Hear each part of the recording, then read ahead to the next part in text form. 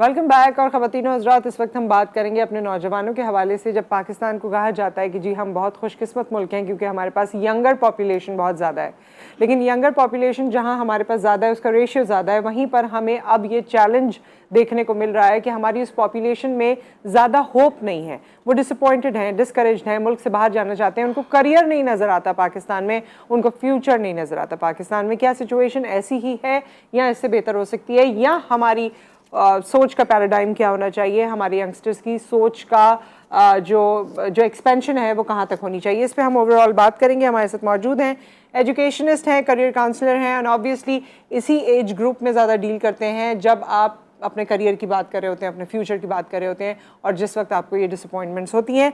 So doctor Umair bag हमारे साथ मौजूद हैं। अस्सलाम वालेकुम।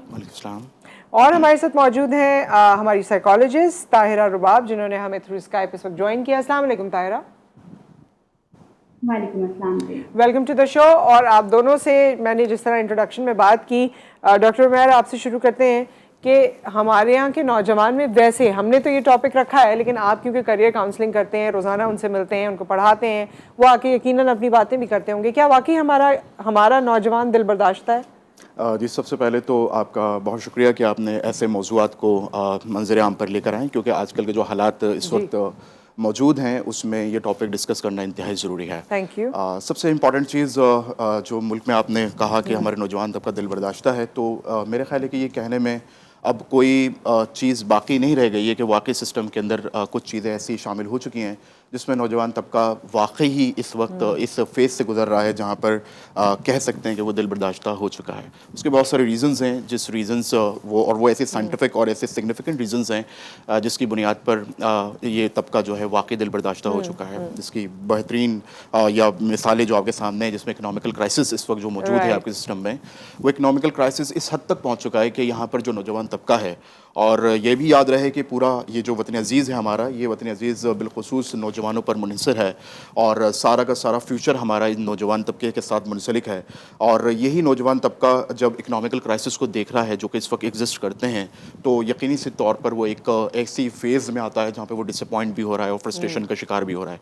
तो मेरे ख्याल है कि उसकी फ्रस्ट्रेशन जो इस वक्त एग्जिस्ट करती है, जहाँ वो इकनॉमिकल क्राइसिस को देख रहा है, वहाँ ही पॉलिटिकल इंस्टेबिलिटी को जो इस वक्त सिस्टम के अंदर मौजूद है, और हम सबको और हमारे तमाम हुक्मरानों को भी बात अच्छी तरीके से पता है कि जो पॉलिटिकल सिचुएशंस और इकोनॉमिकल सिचुएशंस होती हैं हमेशा साथ साथ चलती हैं। जब मुल्क में पॉलिटिकल इंस्टेबिलिटी मौजूद होती है तो याद रहे कि इकोनॉमिकल इंस्टेबिलिटी भी जो है वो एग्जिस्ट करती है।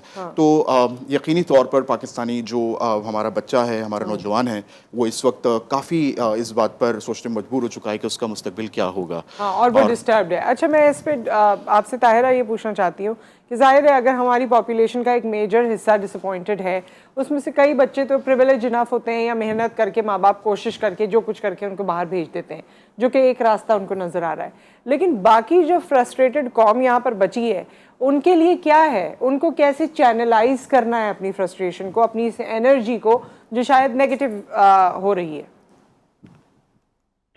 बेसिकली तो अभी जैसे हम बात कर रहे हैं कि बहुत डिसअपॉइंटमेंट है। ऑफ कोर्स आप कभी भी इकोनॉमिक क्राइसिस और पॉलिटिकल इंस्टेबिलिटी को एक दूसरे से अलग नहीं करते, बिकॉज दे गो टुगेदर।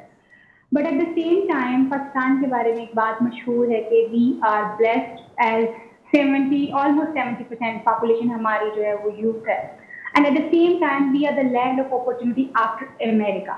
यहाँ पे आपको बहुत सारी ऐसी चीजें करने को मिलती हैं जो कि आपको लगता है कि आप अगर आप राइट पैथ से अपना एक चूज कर लें और आप अपनी फील्ड के बारे में थोड़ी एक्सपर्टीज हो, आपको उसके बारे में इंफॉर्मेशन है, and you are skilled enough, क्योंकि ये बहुत जरूरी है कि सिर्फ अभी अब आपको सिर्फ डिग्री नहीं चाहिए, you need to have certain kind of जो स्किल्स हैं वो आपको जरूरत है उसकी। तो आप डेफिनेटली यहाँ पे भी ग्रो कर सकते हैं और यहाँ पे भी पॉसिबिलिटीज हो सकती हैं। बट क्योंकि हमारे इर्द गिर्द हम नेगेटिविटी बहुत ज्यादा देखते हैं, हमारे मीडिया में हमें नेगेटिविटी बहुत ज्यादा दिखाई जाती है, हमारे क्लासरूम्स में, हमारे यूनिवर्सिटी कॉलेजेस में हमें ये बार बार बताया जाता है कि तुम्हारा फ्यूचर क्या है, यहाँ पे क्या होना है, यहाँ पे कुछ भी नहीं है, कोई अपॉर्चुनिटीज नहीं है। When we all the time is talking about these things कि जी हमारे इर्द गिर्द तो कुछ है ही नहीं, बस रुड़ गए, मर गए, खत्म हो गए, तो फिर ऑफ कोर्स आपकी यूथ जो कि आपसे इंस्पिरेशन लेगी, आप उनको आगे गाइड करना है। जब आप उनको इंस्पिरेशन देने वाले ये गाइड कर रहे हैं कि we are the dead country actually, तो फिर वो कहाँ से इंस्पिरेशन? चले ये तो करें कि वो सीखें आपसे। ठीक है तायरा, ये बात तो हमें समझ में आ गई है ना, ऑब्वियसली इस सब पे तो हम सभी अग्रीड हैं, लेकिन मैं आप दोनों से ये आपकी मौजूदगी का फ़ायदा उठा के ये बात करना चाहती हूँ कि what is the way out then? आप कौन सी होप है जो उजागर कर सकते हैं आज हमारे इस प्लेटफॉर्म से?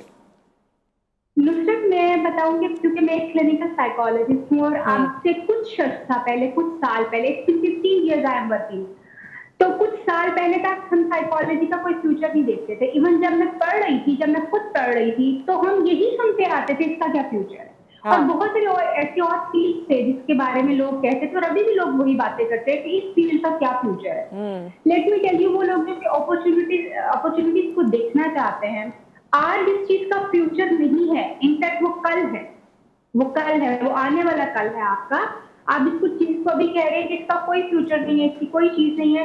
अगर आपने कोई ऐसी अपनी नीश अपने हाथ में पकड़ ली हुई है, कोई ऐसा फील्ड जो है वो आप उसमें एजुकेशन ले रहे हैं जिसके बारे में लोग आज आपको ये बात कह रहे हैं इसका कोई फ्यूचर नहीं है, लेट मी टेल यू, आने वाले 5 सालों में उसी चीज का फ्यूचर है। जैसे हमने देखा कि एक टाइम पे कंप्यूटर वाले जो लोग थे, कंप्यूटर स्टडीज में लोग जाते थे, उनको किस तरह से लोग डिग्रेड करते थे, लोग बहुत अच्छी चीजें करते थे, लेकिन अल्टीमेटली वी सी कि आप 5 से 7 सालों के अंदर सिर्फ इंटरनेट, कंप्यूटर, सॉफ्टवेयर, सिर्फ ये जिंदा रह गए, बाकी सारी चीजें कहाँ गई? बिल्कुल तो सही। बड़ी एक तो सबसे पहले इसमें जिस चीज का आपको फोकस करने की जरूरत है वो ये है कि कल किस चीज का है, इस चीज को फोकस कीजिए। अगर आप if you really want to stay in Pakistan, you want to excel, कल क्या है, कल किस चीज पे ज्यादा फोकस होगा, उस चीज के अंदर एक्सेल अभी करना शुरू कर दें, अभी लगाना शुरू करें। तो आने वाले 4-5 सालों में you would be the only जिस पे लोग टूट पड़ेंगे कि ओहो हमें इस चीज की जरूरत। बिल्कुल, बहुत अच्छे तरीके से आपने समझाया और यही बात मैं कंटिन्यू करना चाहती हूँ डॉक्टर उमैर से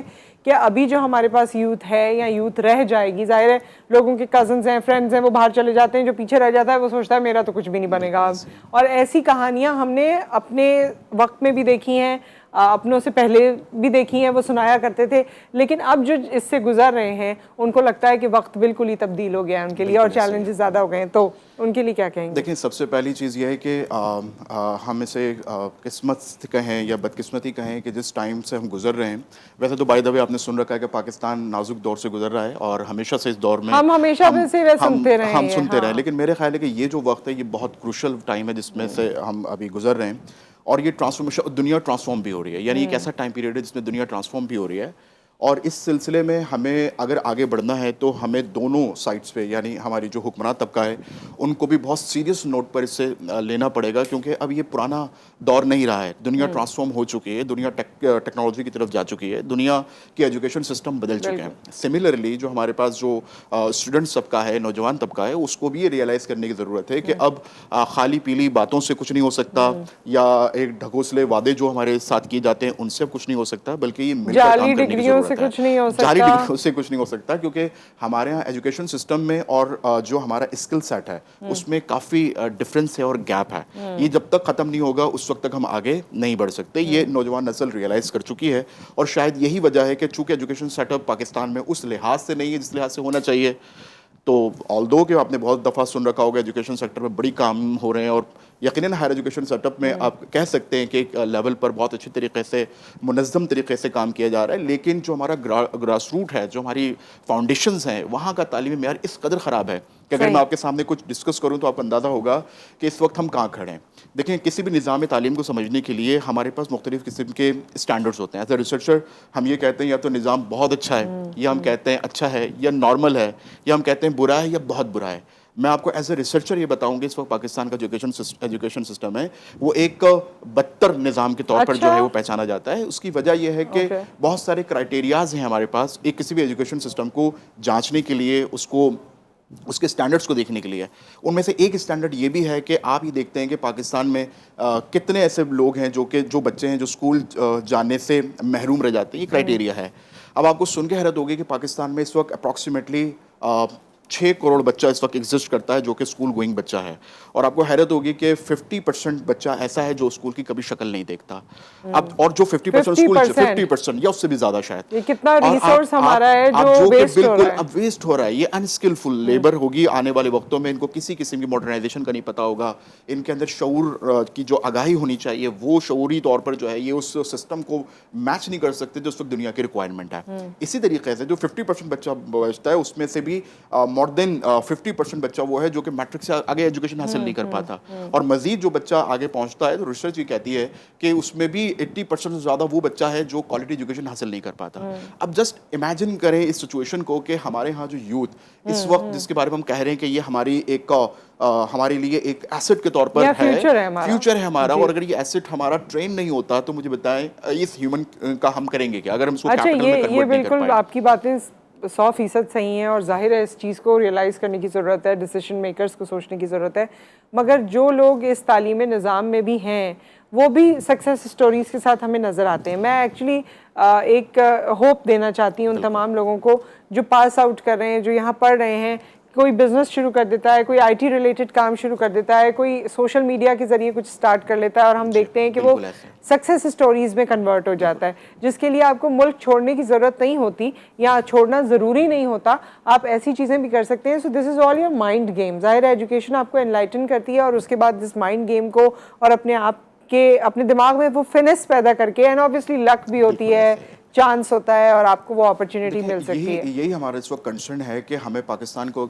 लोगों को अगर हमने स्ट्रीम लाइन में लाना है। ताहिरा भी इस पे कुछ कहना चाहती हैं जी। स्ट्रीम लाइन पे अगर मैं थोड़ी सी बात ऐड कर सकूं इसमें कि आपने बिल्कुल बजा फरमाया कि जो लोग अपनी कोशिश कर रहे हैं और आगे बढ़ रहे हैं, और लेकिन अगर हम वो लोग जो आगे बढ़ रहे हैं उनकी अपनी मेहनत और अपनी लगन उनके साथ है, लेकिन मेरा जो इस वक्त नोशन है वो ये है कि जितने लोग अपने स्टार्टअप्स और एंटरप्रेन्योरशिप की तरफ मूव कर रहे हैं इससे कई गुना ज्यादा टैलेंट पाकिस्तान में हमारे पास मौजूद है। सिर्फ हमें उनको स्ट्रक्चर करने की जरूरत है। वो गवर्नमेंट पॉलिसीज, वो स्ट्रक्चर जैसे जो भी सिस्टम गवर्नमेंट दे सकती है, लोगों को फैसिलिटेट कर सकती है। आप देखें कि हमारे पास जो ईज ऑफ डूइंग बिजनेस है, जिसमें लोगों को बिजनेस में फैसिलिटेट करने की जो रैंक दुनिया के अंदर है, उसमें हम इस वक्त बांग्लादेश से, इंडिया से, अपने तमाम लोगों से जो है वो पीछे हैं। और बल्कि आप ही की बात को कंटिन्यू करते हुए फिर ताहिरा कुछ कहना चाहती हैं कि आप देखिए जो अनस्किल्ड लेबर हमारे पास है, जैसे ही उसे मौका मिलता है वो मिडिल ईस्ट में जाता है, वो वहाँ स्किलफुल हो जाता है और इतना मुहज़्ज़ब हो जाता है जो हम उसे बना नहीं पाते। तो ये बात है कि वो टैलेंट मौजूद है, वो लर्निंग पावर भी मौजूद है, लेकिन वो एनवायरनमेंट नहीं है। जी ताहिरा।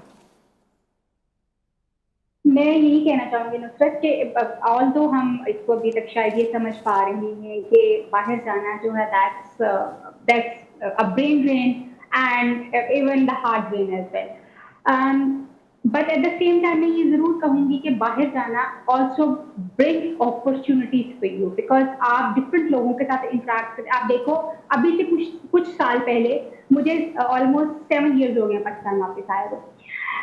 जब मैं 7 साल पहले यहाँ वापस आई थी तो मुझे बड़े बड़े मॉल्स नहीं नजर आते थे यहाँ पे। उस वक्त सिर्फ ऊबर अभी शुरू हुई थी, एंड देन वी सॉ कि क्रीम आई, फिर वो इन ड्राइव आई और पता नहीं कौन बहुत सारी और चीजें आई। ये वो कॉन्सेप्ट है जो पाकिस्तान ने बोरो किए हैं बाहर से। यहाँ पे पहले इस तरह से चीजें बिल्कुल। तो बाहर जाना इज नॉट ऑल बैड। नहीं, हम ये नहीं कह रहे। हम ये नहीं कह रहे अपॉर्चुनिटी तो आपको बाहर जाके अपने स्किल्स को पॉलिश करने में कोई हर्ज नहीं होना। नहीं, बिल्कुल पढ़ने भी जाना चाहिए। आप इसलिए मत जाइए, हाँ आप इसलिए मत जाइए कि जी आपके मुल्क में अपॉर्चुनिटीज नहीं है। आप इसलिए भी जा सकते हैं कि that you just want to explore what other possibilities can be which you can bring to your own country. मैं सेक्स थेरेपिस्ट के तौर पर जानी जाती हूँ पाकिस्तान में, and I am the only female जो कि सेक्स थेरेपिस्ट है पाकिस्तान में। एंड मैंने सर्टिफिकेशन जो अपनी सेक्स थेरेपी में की है वो मैंने बाहर से की है, क्योंकि पाकिस्तान में सेक्स थेरेपी के बारे में, सेक्सुअल एजुकेशन के बारे में हम बात भी नहीं करते। And I brought that thing into Pakistan कि मुझे मेरे मुल्क में ये चीजें जो हैं उसकी बहुत ज्यादा जरूरत है, because we see every day rape हो रहे हैं, बहुत सारी चीजें हो रही हैं। तो ये आप जा सकते हैं, but what the perspective you are having, आपका गोल क्या है, आपने किस लिए जाना है, आपने क्या करना है, ये बहुत इंपॉर्टेंट चीज है। बिल्कुल सही जाना is good, but different perspective कि आप क्यों जा रहे हैं बेसिकली। बिल्कुल सही बात है ताहिरा, और इसमें तो कोई दो राय नहीं है कि अगर कोई बाहर जाना चाहता है, एक्सेल करना चाहता है, और इकोनॉमिक पॉइंट ऑफ व्यू से भी जब हमें रेमिटेंसेस आती हैं और दीगर और फ़वाइद हैं जो हमें लोगों के बाहर जाने से होते हैं। लेकिन आज के प्रोग्राम का मकसद हमारा ये कि जो रह जाते हैं लोग, या जो नहीं जा पाते, या जो जाना नहीं चाहते, मजबूरी में जा रहे हैं, उनके लिए इस क्या Pakistan is a land of opportunity और नॉट। तो हम इस टॉपिक को मज़ीद कंटिन्यू करेंगे। एक ब्रेक आ गया और ब्रेक के बाद हम वापस आते हैं।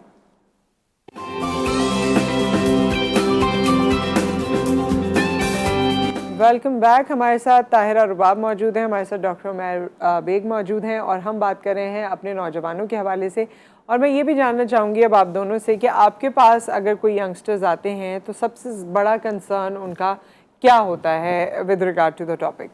देखें, सबसे पहला जो मेरे नज़दीक जो मुझसे इंट्रैक्शन लोगों का होता है, वो ज़ाहिर है कि हर आदमी ये चाहता है कि उसका मुस्तकबिल ब्राइट हो, उसकी लिविंग स्टैंडर्ड्स बेहतर हों, और उसी के लिए वो तालीम और तरबियत हासिल करता है। और उसके लिए चाहे वो नेशनल लेवल पर हो या इंटरनेशनल हो, वो जाना पसंद भी करता है। और ये भी मैं ऐड करते जाऊँ कि कोई भी शख्स नहीं चाहता कि वो अपने मुल्क को छोड़कर जाए। ये पर्सनली मेरी फीलिंग्स हैं कि ऐसा नहीं है कि कोई जानबूझकर या खुशी से जाना चाहता है। ज़ाहिर इंफ्रास्ट्रक्चर इस लेवल का जो उसे मैसर यहाँ नहीं है, जिसकी वो ख्वाब हैं जो उसको यहाँ पूरे नहीं हो रहे होते, इस वजह से वो कोशिश करता है कि अपनी ज़िंदगी को बेहतर बनाने के लिए आगे जाए। तो उसका जो सबसे बड़ा कंसर्न है वो यही है कि मेरा फ्यूचर क्या होगा। मैं एक हायर एजुकेशन हासिल कर भी लूँ, मैं इतनी ज़्यादा मेहनत कर भी लूँ, लेकिन मेरे सामने इतने हर्डल्स हैं कि उन हर्डल्स को फेस करने के से बेहतर है कि मैं किसी जगह एक नए करियर को, अपने या करियर को किसी दूसरी जगह से शुरू कर सकूँ। फॉर इंस्टेंस, अगर कोई एंटरप्रेन्योरशिप करना चाहता है, स्टार्टअप्स का दौर है, फिनटेक का दौर है, चीज़ें डिजिटलाइज्ड हो रही हैं, दुनिया प्रमोट कर रही है, लेकिन इतने ब्यूरोक्रेटिक हर्डल्स हैं। ये बिलखुसूस बात मैं आपके चैनल के तवज्जुह से कहना चाहता हूँ, जो लोग सुनने वाले हैं, हाँ। उनके ताकि उन तक ये बात पहुँचे कि हमें अपने लोगों को फैसिलिटेट करना है।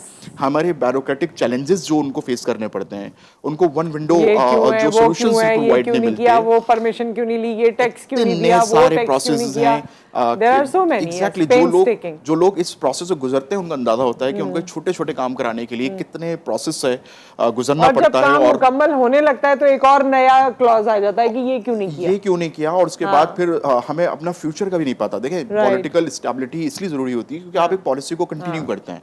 लास्ट गवर्नमेंट में आप देखें बहुत सारे ऐसे इनिशिएटिव्स लिए गए थे, लोगों ने अपनी इन्वेस्टमेंट की, पैसा लगाया, लेकिन पैसेज ऑफ टाइम जब आप उस चलते हुए सेटअप को, बिजनेस को वाइंड अप करते हैं, तो सारी की सारी चीजें, तो ये कोई पॉजिटिव साइन नहीं है। तो हमारी यूथ माशाल्लाह बहुत टैलेंटेड है, लिमिटेड रिसोर्सेज में अपने आप को उन्होंने बहुत उजागर किया है, बहुत मेहनत की है, लेकिन अगर वो सरपरस्ती उनको नहीं मिलेगी जो कि हुक्मरान तबके की तरफ से मिलती है, तो फिर उसका फायदा नहीं होता, उल्टा नुकसान होता है, और लोग डिसहार्ट होते हैं और अपने सेटअप को वाइंड अप करके चले जाते हैं। इसकी आसान सी एग्जांपल ये है कि जो एग्जिस्टिंग बिजनेस हैं, जो वो सर्वाइव नहीं कर पा रहे, तो मुझे बताएं कि आप नए बच्चे को कैसे मोटिवेट कर सकते हैं कि वो वहां अनसर्टेनिटी की बात की है 2013-14 में भी, जब हालात, टारगेट किलिंग कराची में काफ़ी ज़्यादा थी। I remember kidnapping for ransom बहुत ज़्यादा थी बिजनेसमैन और बिजनेस कम्युनिटी में, उनके बच्चे और सब के लिए।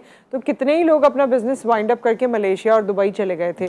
सो ये उन लोगों की बात है जिन्होंने जद्दी पुश्ती, जिन्होंने देखा है कि कारोबार और कैसे और क्या, वो वाइंड अप करके चले गए थे because of uncertainty and security issues.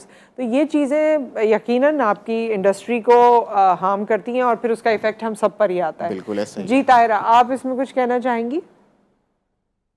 मैं बिल्कुल उमैर साहब की बात से एग्री करूंगी, बिकॉज कुछ चीजें जो है ना बड़ी क्रिटिकल हैं, जो कि हमें समझने की जरूरत है कि हम यहाँ रहना क्यों नहीं चाहते।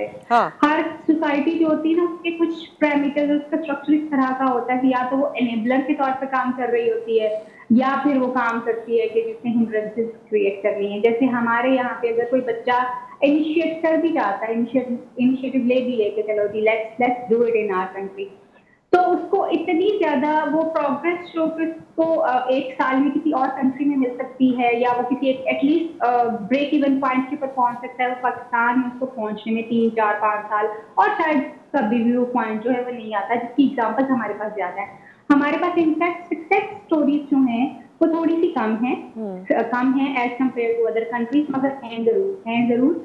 बट जो हमारे पास फेलियर वाली स्टोरीज है, क्योंकि फिर हम उनके बारे में बात भी बहुत ज्यादा करते हैं, और वो फेलियर वाली स्टोरीज जो हैं वो शायद हमारी फैमिली में हमें नजर आ जाती हैं, हमारे दोस्तों में हमें नजर आ जाती हैं, तो हमारे लिए वो एक ज्यादा पक्के वाला जो है ना वो बिलीफ बनना शुरू हो जाता है कि yes there is nothing to work with, जहाँ पे कि हम यहाँ पे एक्सप्लोर ही नहीं कर सकते। और वो जो स्टोरीज एक दो कुछ हमें नजर आती हैं, ऊपर चंद लोग जो हमें नजर आते हैं, वो इतने कम होते हैं कि वो हमारी शायद फैमिली से बिलोंग नहीं करते, वो जी कहीं और होते हैं, तो हमारी रीच उन तक जो है वो नहीं पहुंच पाती। And then we just start blaming the system.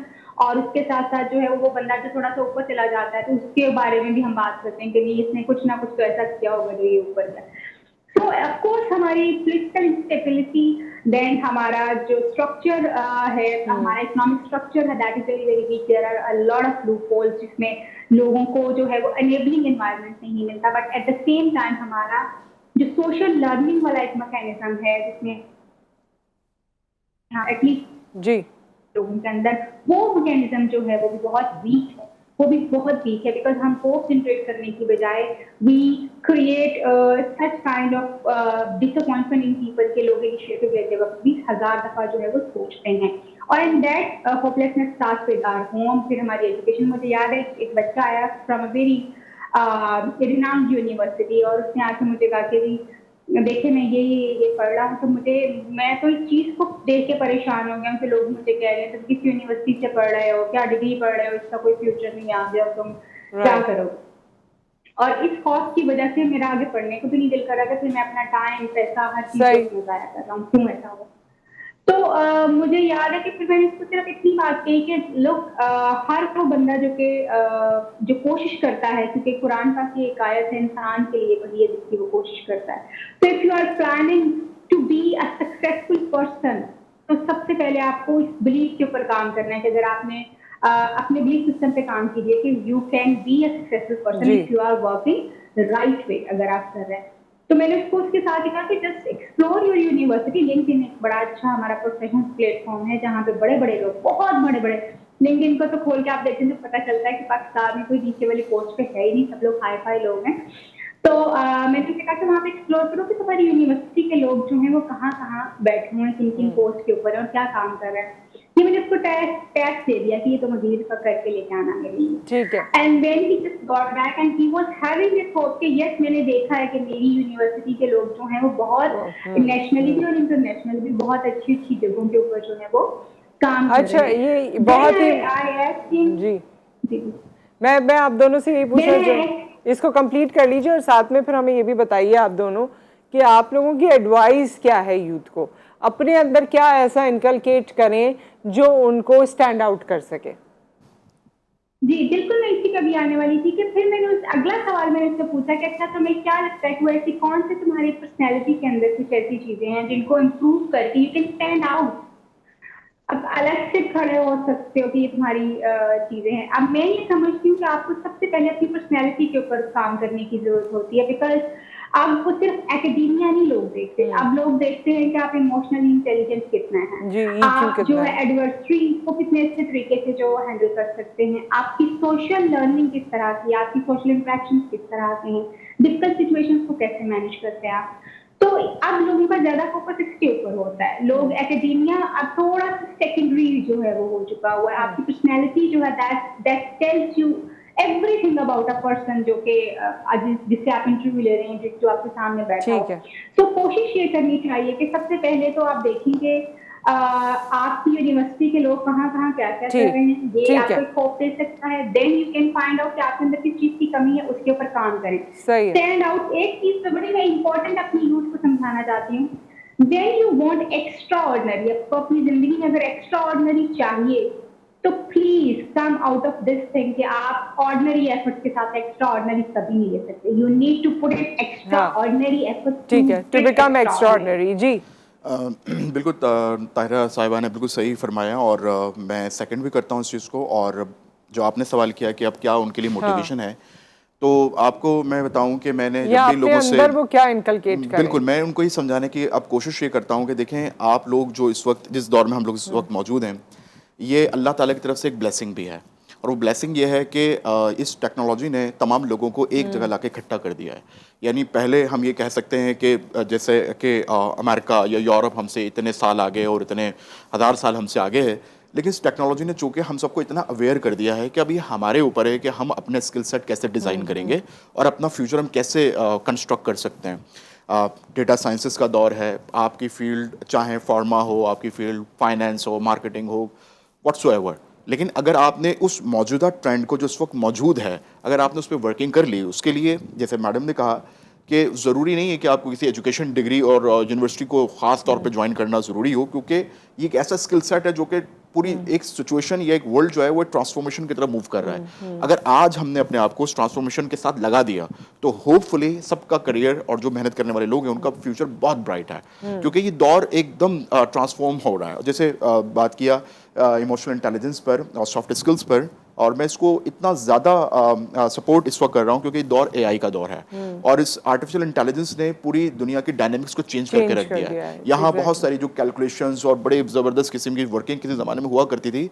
आजकल मुख्तलिफ किस्म के एआई मॉडल आपके एक क्लिक पर सारी चीज़ें करके आपको दे देते हैं। तो इस वक्त सबसे इंपॉर्टेंट चीज़ ये है कि आप कितने इमोशनल इंटेलिजेंट हैं, जैसे बात हुई अभी थोड़ी देर पहले, तो ये वो सॉफ्ट स्किल्स हैं जो आपके अंदर अब होनी चाहिए। तो आज के पाकिस्तानी को, यूथ को, मैं आपके प्रोग्राम के तवज्जुह से कहना चाहूँगा कि वो अपनी साथ जो सॉफ्ट स्किल्स हैं वो उसको इतना पॉलिश करें और ट्रांसफॉर्मेशन को समझें, अपनी स्किल्स को आइडेंटिफाई करें कि वो कौन सा एरिया है जहाँ पर वो वर्किंग कर सकते हैं। हो सकता है कि वो इस मौजूदा दौर में फिनटेक का एरिया हो, डेटा साइंसेज हो, ये बार बार डेटा साइंसेज का इसलिए इस्तेमाल कर रहा हूँ जो हर फील्ड के लिए साइंटिफिकली जो है वो वो फील्ड्स आ गई हैं और वो चीज़ें आ गई हैं सोशल मीडिया पे और थ्रू इंटरनेट के जो आपने सुनी भी नहीं होंगी, सोची भी नहीं होंगी। एक अलग किस्म की करेंसी आ गई है, उसमें कितने नाम आ गए हैं कि ये इतने का है और वो उसको कन्वर्जन रेट्स आप देखें वो इतने डिफरेंट है। So this is all new world जिसको आपको एक्सप्लोर करने की जरूरत है। इंपॉर्टेंट बात ये कि उसमें लर्निंग मटेरियल आपके पास अवेलेबल है। अब आपके पास ये मोहताजी नहीं है कि आपको कोई